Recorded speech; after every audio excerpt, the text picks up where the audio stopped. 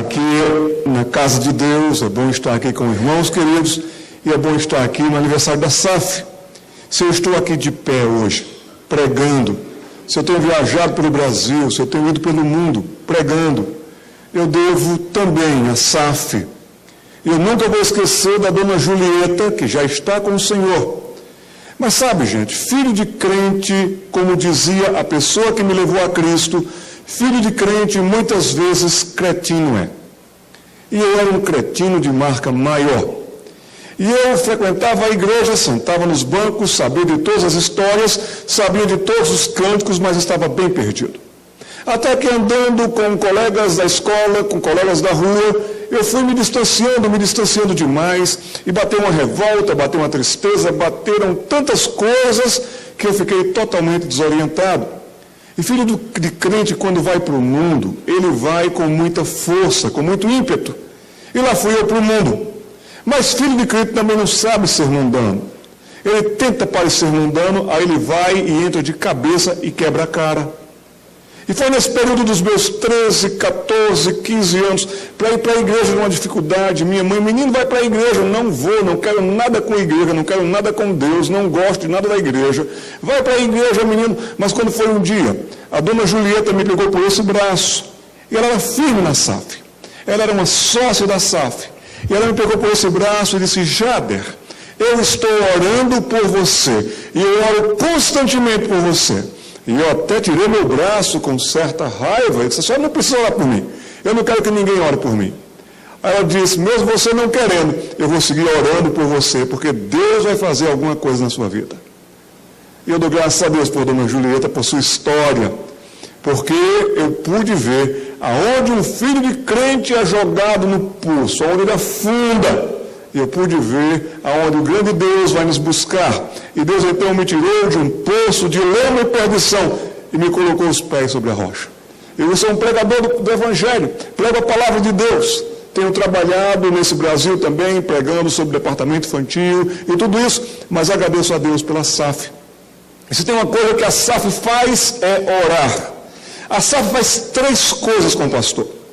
Pode ter certeza disso, reverendo. A SAF fala 3 coisas com o irmão. A SAF orará por você. A SAF ora pelos pastores. A SAF dará um par de meias e lenço. Isso a SAF sempre fará por nós, pastores. E eu agradeço a Deus por isso.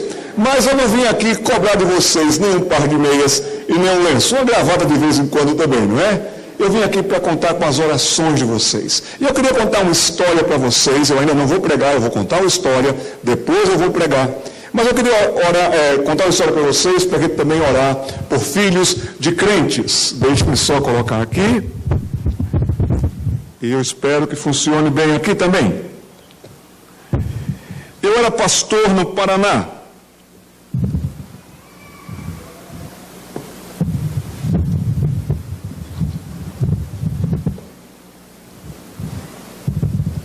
Coloca aqui para mim, por favor. Estou com dificuldade. É bom ter um pastor mais jovem e mais inteligente. Eu era pastor no Paraná e numa noite muito fria de junho, chegou um jovem na minha casa. Já estávamos nos preparando para dormir, Priscila e eu, quando esse jovem chegou, e esse jovem então disse: pastor, eu vim aqui só por respeito à sua pessoa, mas eu vim aqui comunicar para o senhor que eu estou deixando a igreja. A partir de amanhã eu não vou mais para a igreja. Mas o que a igreja lhe fez, meu filho? Pior, pastor, é o que a igreja não me fez. Ela está me tirando toda a alegria. A igreja está tirando a minha vida, pastor. E você é mesmo, meu filho? Ele disse: é, pastor. Veja bem, o que acontece é que eu chego na segunda-feira na escola e os meus colegas todos contam cada história fantástica. Eles contam histórias, aventuras, beberam tanto, farrearam, fizeram tantas coisas loucas, pastor. E aí eles voltam para mim e dizem: e você fez o que no domingo? E eu fico todo envergonhado, todo constrangido, eu travo. Eu vou para a igreja. Onde, rapaz? Igreja. O que, rapaz? Fala direito. Eu estava na igreja.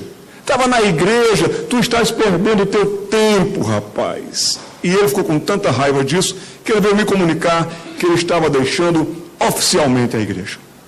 Aí eu disse para ele: então sente aí que eu vou lhe contar a história. A história de um cachorro. E ele sentou. E nós conversamos. E foi essa história que eu quero que vocês prestem bastante atenção. Vocês que ainda não são da SAF nem da UPH, mas daqui a pouco serão. Eu peço que vocês prestem atenção nessa história. Quando foi um dia, Miguel chegou em casa com um pacote, uma caixa desse tamanho, com uma fita bonita, com os furinhos para que de fato desse para respirar. E Miguel chamou, todos aqui, mas foram todos aqui tão entusiasmados que antes que ele terminasse a palavra ouviu-se um au de dentro da caixa. E era um cachorro. Tiraram um cachorro de dentro daquela caixa. Cachorro daquela raça salsichinha, da marca Cofap. Vocês lembram muito bem. E logo todos se apaixonaram um pelo cachorro. Quem tem cachorro em casa aqui? É muito bom ter cachorro em casa. A gente sai, vai na padaria, volta, ele faz uma festa com você. Ele vem e ele se abraça com você. E ele fica ali contente. Se você passar um dia fora, ele chora a sua saudade. Chorei por você. Ele diz tudo isso. E logo se apaixonaram pelo cachorro, deram o nome do cachorro de Faísca. E assim, Faísca começou a morar naquela família dos Falcão. Kleber, o filho mais novo, achava que Faísca estava precisando de um banho.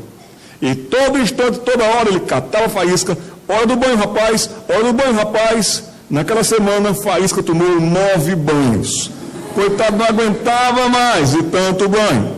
Já Juliana, a única menina da família, queria brincar de casinha, queria brincar de boneca, mas os meninos fugiam disso. O jeito era catar Faísca para brincar de casinha com Faísca. Faísca detestava aquilo. Também pudera, cachorro macho, nascido em Pernambuco. Mas ele não tinha opção e ele tinha que passar por vários constrangimentos. Jaquinho, o filho mais velho, estava na fase dos experimentos. Como deve ser um cachorro guiando um skate? E assim ele foi lá, pegou um capacete de proteção, na verdade um chapeuzinho que sobrara do aniversário de Juliana, e colocou o coitado do Faísca para guiar um skate. Silvia achou que aquela criatura não sobreviveria mais do que aquela semana com aquelas outras criaturas. E quando eles queriam brincar com Faísca ao mesmo tempo?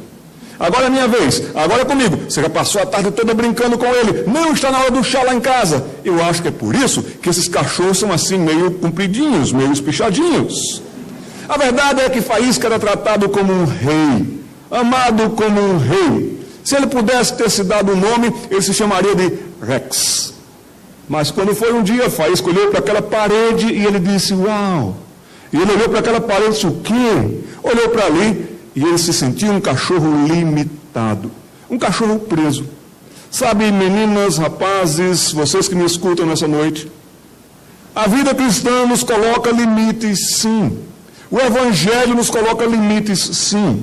No Evangelho existe o não é para o nosso bem. Não vá por ali, não se assente nessa roda dos escarnecedores. Não vá com eles. Não namore desse jeito, desse tipo, com essa pessoa.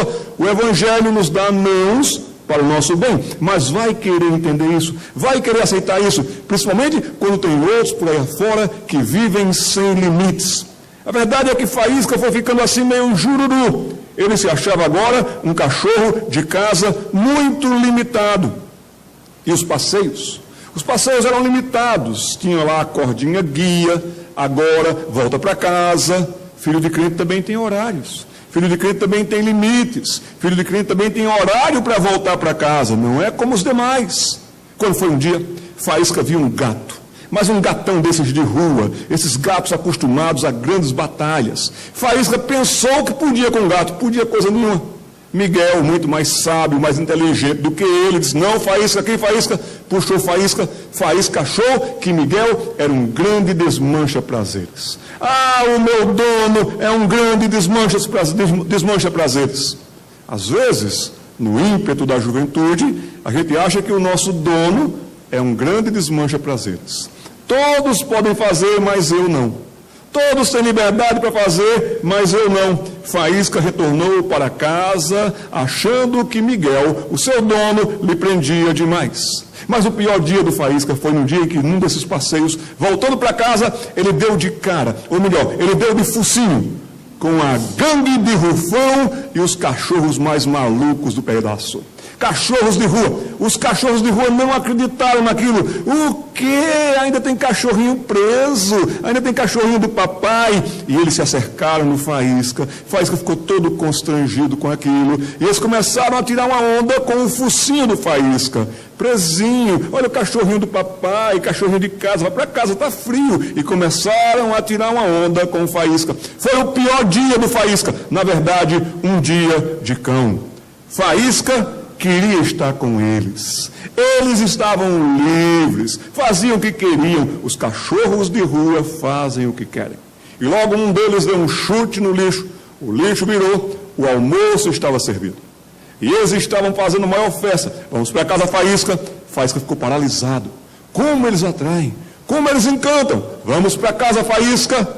Foi preciso dar um puxa-vanco no Faísca para que Faísca voltasse para casa. Faísca queria estar com eles lá na rua, fazer o que os da rua fazem. Faísca chamava isso de liberdade. Faísca achava que isso era liberdade. E os cachorros lá estavam rindo do Faísca, o coitadinho do cachorrinho preso. A verdade é que o dia acabou para Faísca. Tudo acabou para Faísca. A minha vida não tem sentido. Eu estou perdendo a minha juventude canina. Se Quinho quiser me mandar para Marte, ele pode me mandar para Marte. Eu não estou nem aí. As crianças foram para o colégio. Silvia foi fazer compras. Miguel estava no escritório. Faísca ficou sozinho ali no apartamento. Sem ter muita coisa para fazer, ele foi observar a vida na janela. Foi ver o que estava acontecendo na janela. E lá da janela, quem foi que Faísca viu? Ou pior, quem foi que Faísca viu? Rufão e a sua gangue voltando de uma cachorrada que é a balada dos cachorros. E um deles estava assim até meio bêbado, embriagado, sobrara meia lata de cerveja, o cachorro bebeu tudo, voltou trançando as patas, e eles uivavam, e eles faziam a maior festa. E Faísca dizia, isso é que é vida, isso é que... Eu queria estar lá com eles. Faísca ficou muito bravo. O meu dono não deixa. O meu pai não deixa, minha mãe não deixa. Sabe, rapaz, sabe, moça, Deus nos deu paz para que a gente tenha paz. Os nossos pais, eles guiando-se pela palavra de Deus, eles sabem como nos conduzir a vida. Mas Faísca estava com muita raiva do seu dono, achando que o seu dono não estava lhe deixando viver a vida. Eram tantas perguntas. Por que não posso? Por que eu tenho horário? Por que os outros fazem, dão até uma de santinho, e eu? Por que não posso? Tantas perguntas, tantos porquês, nenhuma resposta. Faísca se sentiu como um morto-vivo. Se Faísca conseguisse colocar CDs para tocar, ele ia colocar um CD do Ronivon, que dizia assim, tranquei a vida nesse apartamento. Se vocês não sabem quem é Ronivon, pergunte à avó de vocês, ela sabe. E a imaginação de Faísca corria solta, sabe?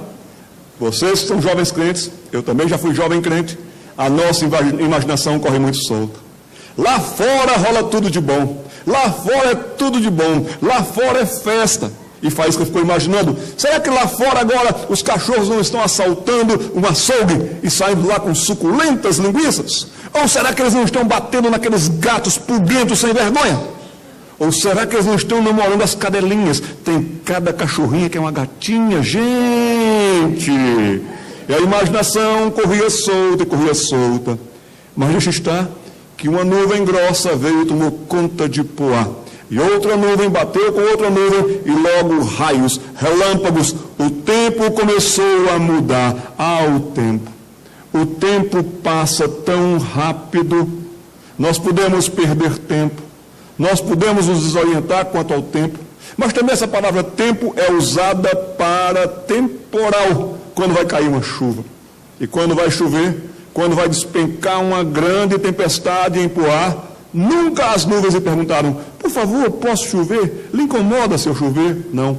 O tempo muda muito rápido, as circunstâncias mudam muito rápido. Faísca viu agora que a coisa não estava para brincadeira, as circunstâncias mudaram rápido demais, ele estava morrendo de medo, raios, barulhos, trovões, e ele achou que ele estava sozinho, mas não, a Silvia estava chegando naquele momento, entrou em casa e Faísca logo correu para ela, ele foi acolhido, sabe menina, sabe menino, Lá fora, quando o tempo muda, ninguém cuida de vocês. Aqui dentro da casa de Deus, vai ter sempre alguém cuidando de vocês. Aqui na casa de Deus, vai ter sempre alguém preocupado com você. Vai ter sempre alguém lhe trazendo no colo, lhe dando beijo, porque aqui na casa de Deus, você está bem amparado. Você está bem cuidado. Lá fora o tempo era outro. Lá fora as circunstâncias as mais difíceis. Aqui dentro, abraço, amor, aconchego. Faísca foi para o seu posto de observação. E agora começavam os primeiros pingos. Aqueles pingos que pareciam metralhadoras. E logo aquela tempestade tomou conta da cidade de Poá. Faísca estava olhando bem naquela direção e ele viu que agora havia o caos. Lá fora, quando o tempo muda, reina o caos. Impera a crise. A loucura toma conta. E ninguém está protegido, ninguém está amparado, e vem o vento frio, vem o vento gelado, tudo se transforma para pior lá fora. E no meio de tudo isso, Rufão e sua gangue foram pegados bem no meio da crise. A crise vem e atinge em cheio quem está lá do lado de fora. Rufão e sua gangue tentaram entrar num canto, foram enxotados. No outro canto, foram enxotados. Entraram no açougue. O dono do açougue não teve nenhuma paciência com ele. Sai daqui, bando de cachorros pulguentos. E eles saíram correndo. Cuidado, Rufão, lá vem um caminhão. Bum! O caminhão acertou em cheio. Rufão foi jogado lá longe. Lá fora, no meio da crise, quando a crise acerta você, ela acerta em cheio. Nunca o caminhão da crise lá fora coloca o pé no freio. Nunca o caminhão da crise, ele vai desviar de você. Viu você, ele vai acertar você em cheio. Muita gente se quebra lá fora. Muita gente se arrebenta lá fora. Muita gente, de fato, é trucidada lá fora. Porque a crise, quando acerta quem está lá fora, ela acerta para valer. Ela acerta para derrubar. Ela acerta até mesmo para matar. E Rufão foi jogado lá no canto. Caiu na sarjeta, morrendo de frio, cheio de dores. Cadê os amigos de Rufão? Sumiram todos. Rufão estava lá largado no asfalto frio. E as pessoas que passavam só faltavam limpar os pés nele como se ele fosse um carpete. Lá fora é assim, queridos. Lá fora é assim, não se iludam nunca. Todos nós temos histórias e mais histórias para contar de Rufãos e Rufonas que caíram, se arrebentaram todos lá fora. E ninguém cuidou deles, porque lá fora não há segurança alguma. Agora Rufão estava todo destroçado, todo arrebentado, com marcas para a vida. Arrebentado para a vida, quebrado para a vida. Enquanto isso lá dentro de casa, no conforto, na paz, Silvia chamou, Rex, Faísca, aqui, biscoitos Cachorrex. Ela abriu o pacote de biscoitos, aquele vapor de biscoitos subiu as narinas de Rufão, de Faísca, que ele chega e se jogou para dentro do pacote. Sabe? Na casa do Pai, nunca vai faltar alimento para a gente. Na casa do Pai, sempre terá alimento gostoso para a gente, para preencher totalmente a gente. Chegou a hora de buscar as crianças no colégio. Vamos, Faísca! Não precisou chamar 2 vezes. Todo cachorro gosta de passear de automóvel. Estava tão frio lá fora. O senhor colocou o ar-condicionado do carro agora no fator quente. Ficou bem quentinho, bem gostoso, uma música. E ali, quando ele olhou, quem estava procurando alguma coisa no lixo para se alimentar? Rufão. E nem o lixo alimenta. Nem o lixo preenche para quem está lá fora. Come lixo, paga caro pelo lixo. E o lixo não preenche nada de fato. Foi aí que Faísca parou e pensou e começou a refletir. Sim, essa raça de cachorro é muito reflexiva, viu, gente? Ele começou a pensar, eu sou bem cuidado desde filhote. Eu sou bem protegido desde filhote. Nada me faltou. Quando eu estive doente, tive medicamento. Quando eu tive fome, tive comida. Eu fui cercado de carinho e de amor desde que eu sou um filhote. Ai, como eu aprendi tantas coisas legais com o meu dono. Ele sempre cuida de mim. Ele sempre providencia um descanso para mim e comida quentinha e gostosa. Faísca não tinha nenhuma dúvida. Ele era o cara. Lá fora, basta uma situação e logo vem o pavor. Bala perdida, atropelamentos, doenças infindáveis. Lá fora, para quem é lá de fora, para quem está lá fora, todo cachorro de lá de fora daria tudo para ter o conforto daqui de dentro.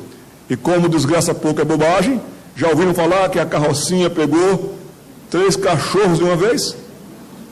Cataram o Rufão. Rufão pediu por tudo no mundo um golpe certeiro, e agora Rufão estava totalmente preso. Faísca também vira isso, e Faísca agora se lembrara de que o seu dono protegera sempre, seu dono nunca falhara. Ele se lembrou um dia, por exemplo, em que Bud Bulldog, o cachorro babão, veio com tudo para acabar com ele. E Bud Bulldog fez carreira, e Bud Bulldog vinha com tudo para morder Faísca e arrancar os pedaços. E quando Faísca fechou os olhinhos, eis que de repente ouviu-se uma música. Tan, taran, tan, tan, tan, tan. Quem apareceu? Miguel. O seu dono ficou entre ele e aquele cachorro bravo e disse: nele você não toca. Sabe, menina, menino que me escuta nessa noite, quantas vezes o diabo partiu com tudo para cima de mim? Para acabar comigo, para me estraçalhar, para morder e arrancar os pedaços. E quando ele veio com tudo para cima de mim, o meu dono disse para ele: nele você não toca. Nela você não toca. É tão bom ter um dono, é tão bom ter aquele que nos protege sempre. Os carros pararam lado a lado, e agora a Faísca viu o Rufão preso. Seu rosto era de pavor, seu rosto era de total falta de paz. Eu nunca mais soube nada sobre o Rufão. Essa foi a última cena do Rufão.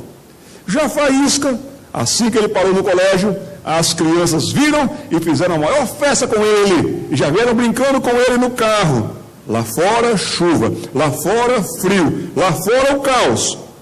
Aqui dentro a tranquilidade da família e do lar. E pegaram Faísca e urra. Faísca não tinha nenhuma dúvida. Era tão bom ser um cachorro de casa. Era tão bom ter um dono. E todos os limites eram para o seu próprio bem. Faísca estava muito feliz por ter um dono e por ter limites para o seu próprio bem. Está certo que de vez em quando Juliano ainda vai lá e cata Faísca para brincar de casinha, coisa que ele detesta. Mas o que é isso, comparado com tanta tranquilidade e comparado com tanta segurança? E assim eu contei a história de Faísca para aquele rapaz que queria deixar a igreja. E ele caiu em si e disse: pastor, que loucura eu estava fazendo. Trocar a incerteza do lá fora, os perigos lá fora, pela igreja, pela casa de Deus. Eu sei que a SAF, ela ora muito pelos nossos filhos, pelos nossos netos. E é o que nós vamos fazer agora. Orar ao Deus Todo-Poderoso, para que o Deus Todo-Poderoso vá buscar aqueles que se iludiram com lá fora. Vá buscar aqueles que se afastaram, que estão lá fora. E que Deus use a igreja presbiteriana de Poá para trazer esses que estão lá fora, para aqui para dentro, para a casa do Pai. Vamos curvar a cabeça, vamos orar ao Senhor. Senhor, muito obrigado porque o Senhor nos formou e fez para o louvor da sua glória. Muito obrigado porque também neste culto ao Senhor nós temos pré-adolescentes e adolescentes conosco, e jovens. E eu quero pedir que o Senhor os proteja, ó Deus, para que eles não tenham as suas mentes contaminadas e até mesmo dominadas por situações que são todas elas falsas, enganosas. O engano da bebida, do dinheiro fácil, do sexo fácil e da desgraça fácil e à porta. Quantos sucumbiram, quantos caíram, ó Deus. E eu peço que o Senhor proteja esses meninos e meninas daqui, para que eles vejam que o melhor lugar para se estar é na sua casa. E a melhor maneira de se viver a vida é em obediência ao pai e à mãe que o Senhor deu para eles. Ajude os pais a serem pais exemplares, atenciosos e bondosos, acompanhando seus filhos em oração e crescimento, e que assim seja. Mas agora, Deus, nos unimos como igreja do Senhor e também como uma SAF que ora ao Senhor, pedindo que o Senhor tenha misericórdia daqueles meninos e meninas que se afastaram.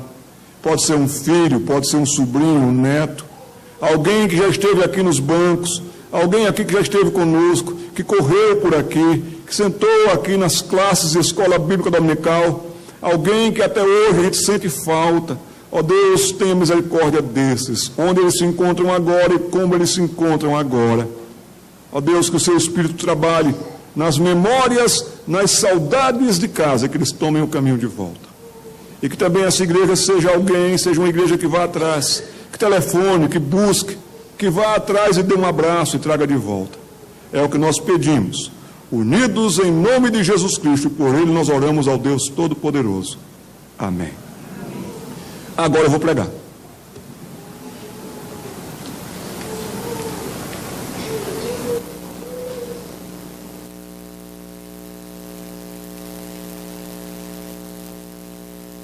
Espero terminar a minha mensagem cedo, 5:30 da manhã.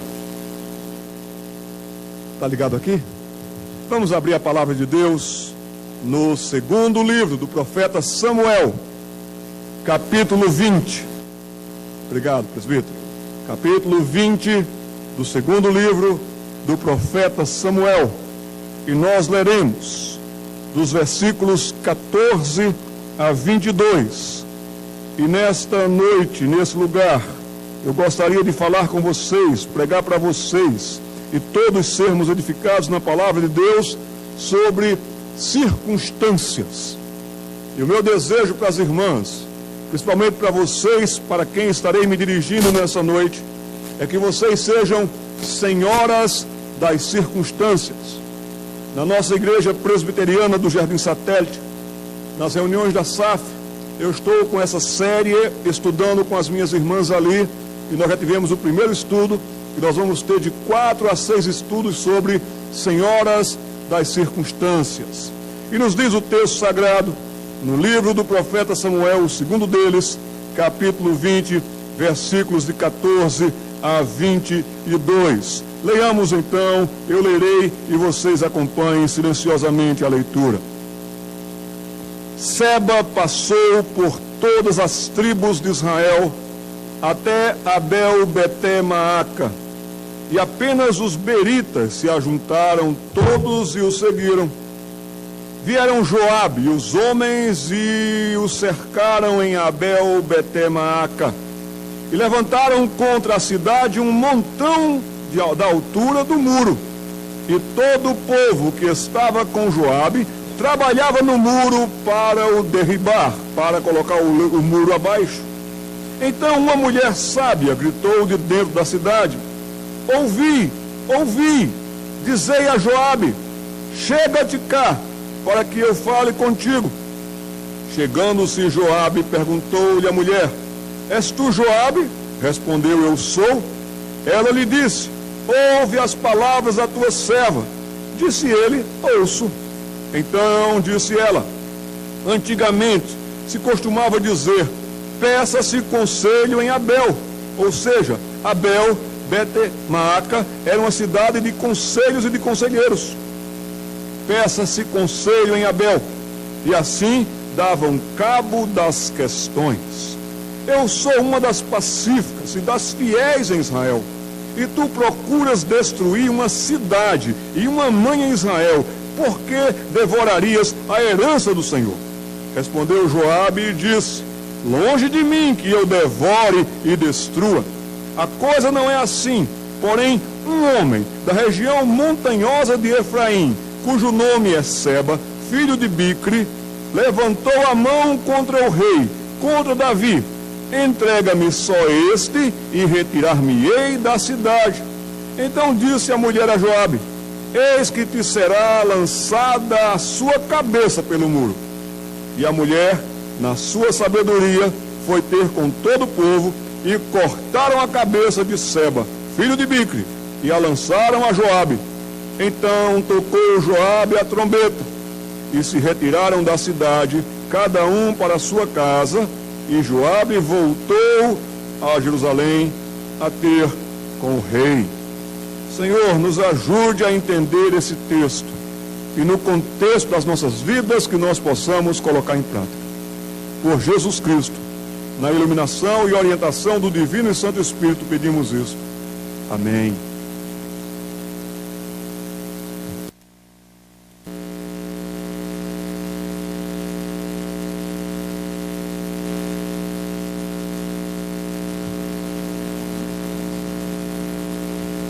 Me apaixonei por uma moça suíça, que aqui está, Priscila, minha esposa. Fique de pé para que todos vejam como eu tenho bom gosto.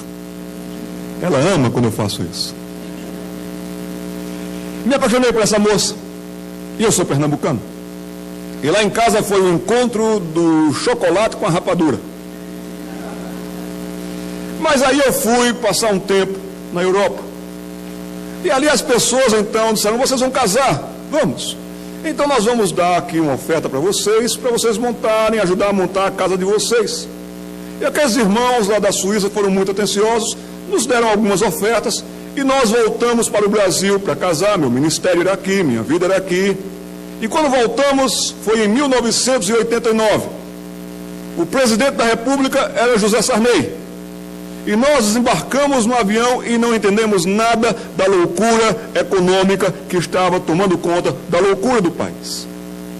Não havia preço, havia ocasião. E a inflação estava de tal maneira que um produto valia algo de manhã, depois o mesmo produto meio-dia, depois outro produto à noite, outro valor. E nós fomos comprar o nosso estofado. Chegando no nosso lar estofado, procuramos, gostamos de um. Mas ficamos com aquela pontinha de dúvida ainda, e nós falamos assim para o vendedor, dizendo: moço, olha, a gente gostou, quando for à tarde a gente volta aqui e dá uma resposta para você, que a gente vai dar uma olhada por aí. E aquele rapaz nos deu um conselho: vocês não estão sabendo de nada no Brasil, como o quê? Disse: não, a gente está chegando agora. Pois meu conselho para vocês é o seguinte: ou compre agora, ou vocês vão pagar muito mais caro pelo mesmo produto. Que loucura!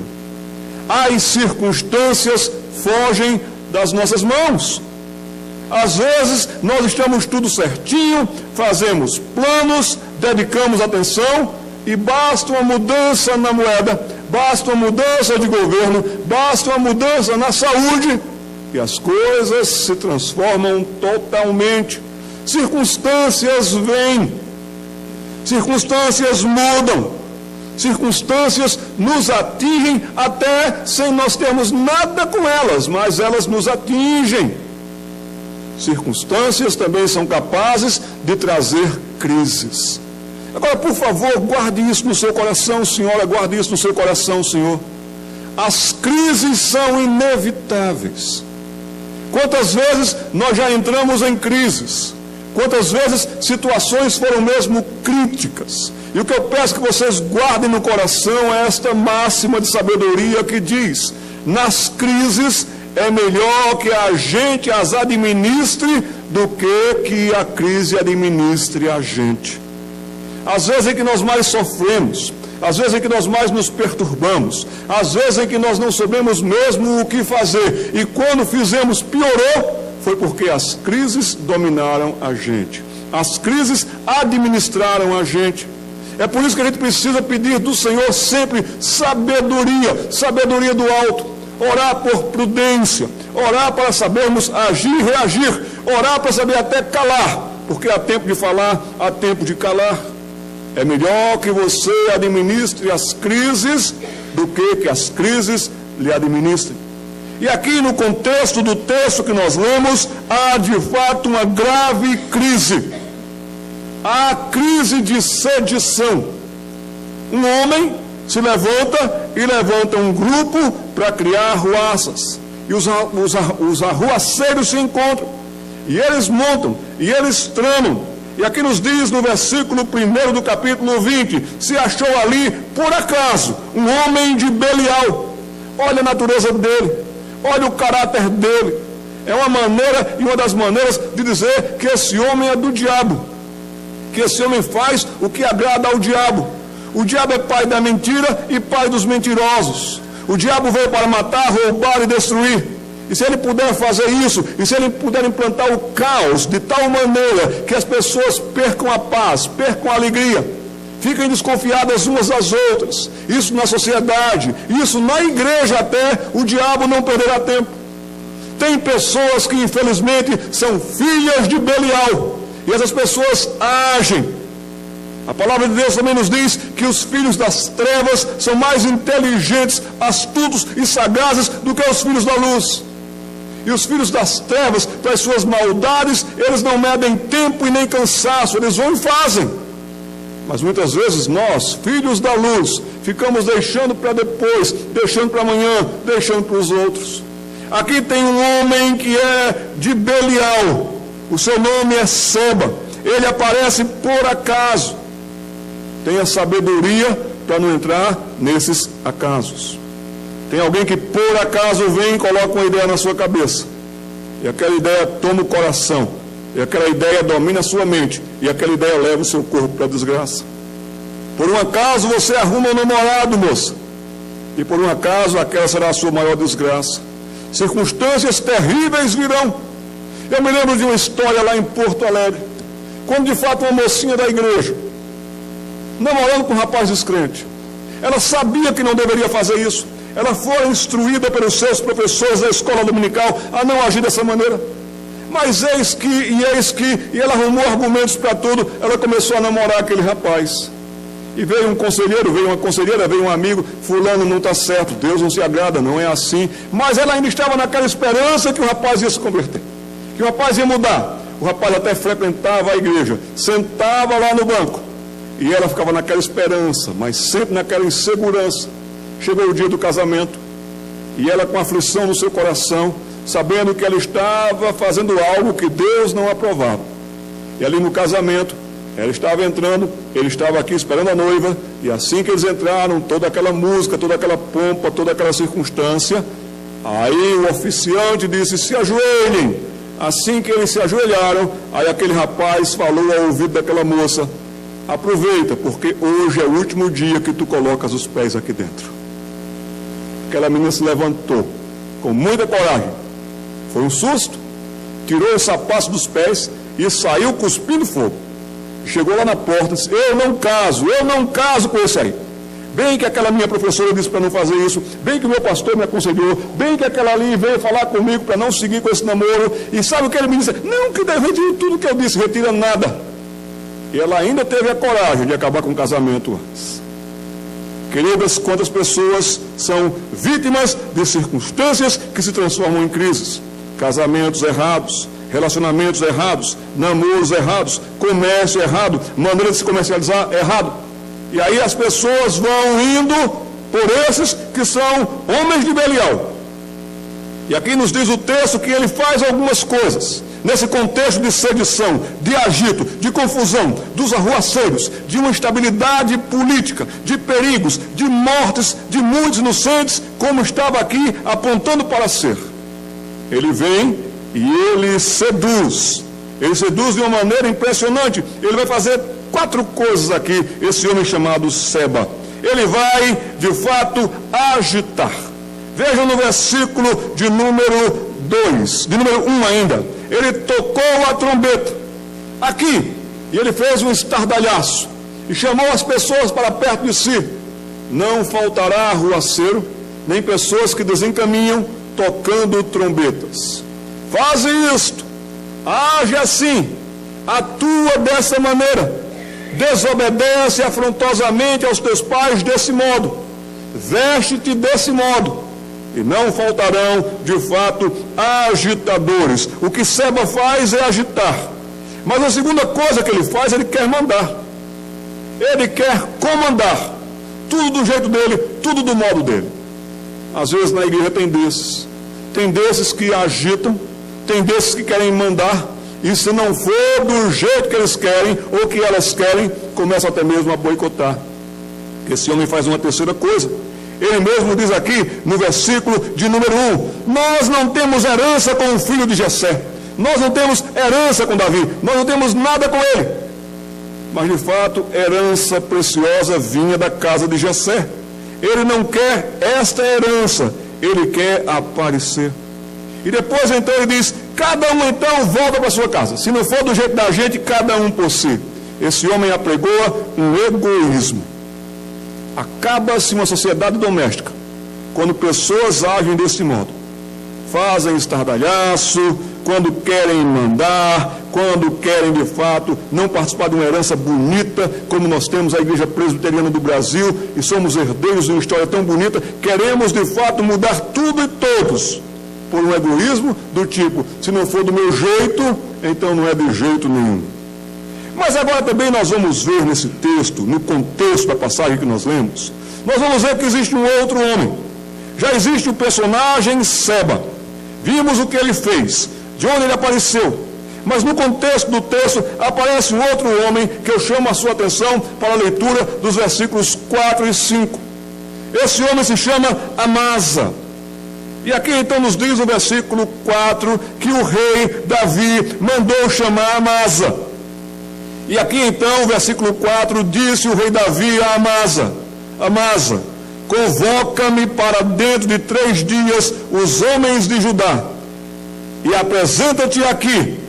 Partiu Amasa para convocar os homens de Judá, porém Amasa demorou-se além do tempo que lhe fora aprazado. Uma outra personagem na história, um outro nome que aparece na história é este homem Amasa. Amasa é um frouxo. E infelizmente, nas nossas igrejas, cada dia mais e cada vez mais, os homens estão se omitindo. Os homens não estão participando. Pastor, o senhor se equivocou, o senhor não veio falar para o PH, o senhor veio falar para a SAF, eu veio falar para todo mundo. Uma coisa triste é que na igreja de Deus, os homens estão se retirando, os homens estão largando, os homens estão deixando para lá. Podemos ver isso, porque tantas vezes precisamos dos homens, precisamos de homens, mas eles não se encontram.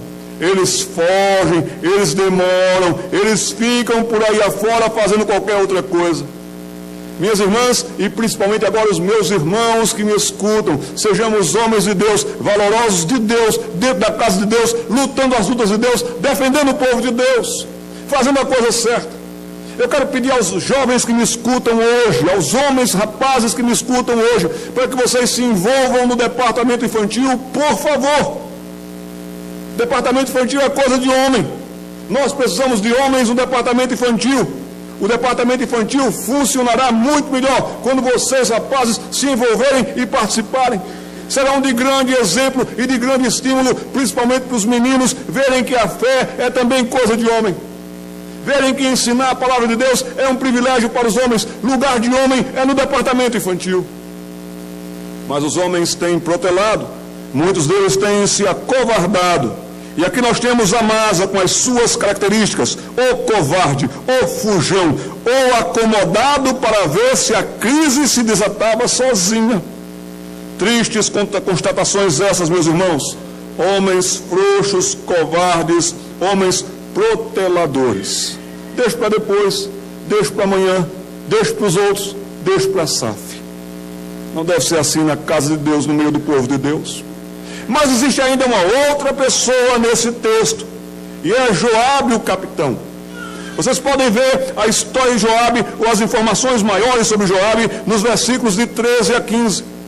Ele é capitão do exército, mas ele é um homem decidido. Ele é um homem que tem uma única estratégia: matar. Entrar, destruir e matar. Às vezes tem algumas pessoas que já vêm com um radicalismo forte. Corta tudo, quebra tudo, acaba com tudo. Nós precisamos de homens de ação, mas de ação com pensamentos para construção e para edificação. Joabe, ele tem um pensamento de construção que é fazer uma rampa que atinja o muro, para de lá do muro, acabar com todo mundo dentro da cidade. Joabe tem um radicalismo que não ajuda a pessoas que estão em formação, como as crianças. As pessoas que estão em necessidade, como os idosos. As pessoas que não têm nada a ver com o que Seba está montando, mas que serão atingidas pela loucura de Seba. Nós precisamos de homens sábios. Joabe, ele é um homem decidido, mas ele é um homem que só tem uma única estratégia. Nós precisamos ter mais sabedoria. E a quarta pessoa, personagem dessa história, aparece aí nos versículos de 16 a 22, boa parte do que nós lemos. Não aparece o seu nome na história. Você não sabe do nome dela, mas ela é identificada como a mulher sábia. Capítulo 20, versículo 16. Então, uma mulher sábia. Está faltando mulher sábia. Está sobrando nesse país mulher louca. Está sobrando nesse país mulher fruta. mas está faltando mulher sábia. A palavra de Deus nos diz que a mulher sábia edifica a sua própria casa, mas a mulher maluca, ela com seus próprios pés, mãos, desgraça toda a família, desgraça toda a casa. Essa mulher, ela não tem nome para a mídia, viu, gente? Ela não é uma pessoa preocupada com a mídia. Tem muita gente que gosta de cargo. No reino de Deus não existem cargos, no reino de Deus existem cargas. Vamos nós trabalhar, somos servos de Deus. Havia uma mulher no Recife, que cada vez que tinha o aniversário da igreja, a mulher fazia o bolo. E cada ano do aniversário, ela aumentava 1 metro do bolo. A igreja tinha então já 70 anos, ela fazia então um bolo de 70 metros. Ela começava a trabalhar e a preparar tudo, mas com uma certa pieguice. Trabalhava, suava e tudo mais, então e fazia um bolo enorme. Com as companheiras dela fazia um bolo enorme. E o pastor, naquele culto que demorou mais do que este, naquele culto que foi mais intenso do que este, o pastor no final ia agradecer a todo mundo. Quero agradecer aos cantores, quero agradecer ao pessoal que fez isso, que fez aquilo outro, e tal, e tal. E não é que o pastor esqueceu de agradecer a mulher que fez o bolo. E ela estava sentada bem na frente. Eu desconfio muito de vocês que estão na frente, viu, gente? Ela estava sentada na frente e ela falou entre os dentes, mas falou com muita raiva: ano que vem não tem bolo. Aquela mulher se matava para fazer um bolo de 70 metros, para ter aquele gosto da glória. Assim, queremos agradecer a irmã fulana pelo bolo. Oh, não precisa. Essa mulher aqui tem algumas características fantásticas. Ela não tem o nome dela para a mídia. Sabe o que essa mulher tem? Ela tem valores. Sabe? Eu valorizo essa cidade. Essa cidade, ela tem uma história bonita. Eu valorizo essa SAF. Essa SAF tem uma história bonita. Quando eu vi a irmã, a dona Raquel, vir aqui e vir à frente e falar algo tão bonito sobre o bronze para a gente, o seu carinho, a sua atenção, é uma história ambulante que ela traz para a gente, que ela é para a gente. Nós temos histórias. E essa mulher, então, ela tem valores, ela valoriza as crianças, ela valoriza os habitantes daquela cidade. Essa mulher tem coragem. Enquanto está todo mundo fugindo, ela diz: quem é o capitão? É Joabe? Chama Joabe, eu quero falar com Joabe. Ela tem conteúdo, ela tem respostas para situações difíceis e delicadas da vida. E essa mulher evita com sabedoria, com postura e com atitude uma tragédia. Olhem para o versículo 20 do capítulo 20 e vejam o que é que ia acontecer ali, meus irmãos. Respondeu Joabe e disse: longe de mim, depois que ele ouviu ela falar, longe de mim, que eu o devore e destrua. Dois verbos terríveis e difíceis, que iriam acontecer de fato. Já estava tudo pronto, mas que aquela mulher, com a sua sabedoria e com a sua postura e com a sua atitude, ela evita uma tragédia. Para os contextos da época, quem é que está causando a desgraça? É um tal de Seba, que entra na história por acaso, e que vai fazendo tanto tumulto. Você quer ele? Eu vou jogar a cabeça dele pelo muro. Se tem alguém aqui que tem que perder a cabeça, é Seba, e não a gente. É impressionante lá no Recife, quando uma pessoa não presta, não vale nada, ele ganha um título: alma cebosa. Deve ser isso aqui, de Seba. Seba era uma alma cebosa. E o que aconteceu no final foi que a cabeça desse indivíduo rolou pelo muro. E então, nos diz o versículo 22, Joabe tocou essa trombeta. Se retiraram então da cidade que eles iam destruir. Cada um foi para a sua casa. Joabe voltou a Jerusalém a ter com o rei. Algumas aplicações bem práticas para a gente encerrar o culto dessa noite, no termo de edificação. Minha irmã, meu irmão, você conhece lares de amigos que estão à beira da destruição? Filhos que estão à beira da destruição e está faltando gente que dê conselhos? Neste Brasil está sobrando Seba e está faltando gente sábia. Lares acabados, destruídos. Que potencial essa igreja tem aqui na Vila Varela? Para avisar para os lares destruídos: não vão pela cabeça dos sebas de plantão. Venham aqui e eu tenho alguma coisa para vocês, para que os lares de vocês fiquem de pé, os casamentos de vocês fiquem de pé, os filhos de vocês se levantem. Então, meus irmãos, se vocês conhecem lares de amigos à beira da destruição, orem e ajam como essa mulher, com sabedoria, para que Deus use vocês, para que as circunstâncias sejam transformadas ali para a glória de Deus e por sua graça. Uma segunda aplicação para mim e para você: quem seriam os sebas de hoje em dia, que só provocam e produzem sedições? Quem seriam? Nós somos tão rápidos para apontar os sebas, sem perceber que nós é que somos sebas tantas vezes. Nós temos atuado tantas vezes para quebra da paz, para desarmonia, para desassossego de tantos. Nós temos agido de uma maneira carnal, irresponsável, irrefletida, que tem trazido dores para dentro do povo de Deus. Quem são os sebas? Será que seba não sou eu? Nós gostamos de cantar aquele cântico, momentos de ceia. A começar em mim, quebra corações. Mas na verdade nós estamos cantando isso da boca para fora. A gente está cantando mais ou menos assim: a começar com o irmão João, quebra corações. E já que o Senhor começou com João, arrebenta Maricota também. Bem que Zé Fim anda precisando. E assim a gente vai achando que todo mundo é que precisa de conserto. Um dos livros que eu sou fã, um dos livros que eu amo, se chama O Alienista, de Machado de Assis. O alienista chega com resposta para todo mundo, monta um hospício na cidade. Depois ele, com a sua sabedoria, coloca todo mundo para dentro do hospício. Não, você vai para o hospício, você vai para o hospício. Ele coloca todo mundo no hospício que ele fundara naquela cidade.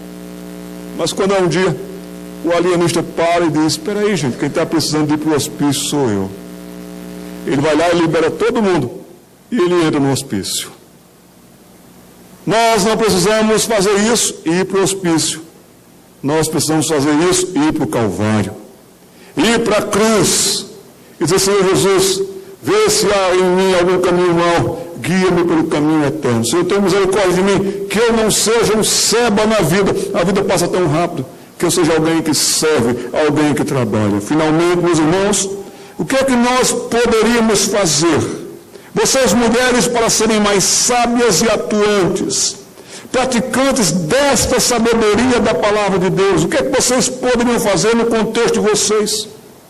Vamos listar algumas coisas que nós podemos fazer para melhor, para a nossa igreja, para a Igreja Presbiteriana do Brasil, para a nossa SAF, para o nosso CP, para a nossa UPA. Vamos trazer ideias para cada problema, vamos orar e procurar 3 soluções e nos empenharmos por elas para soluções.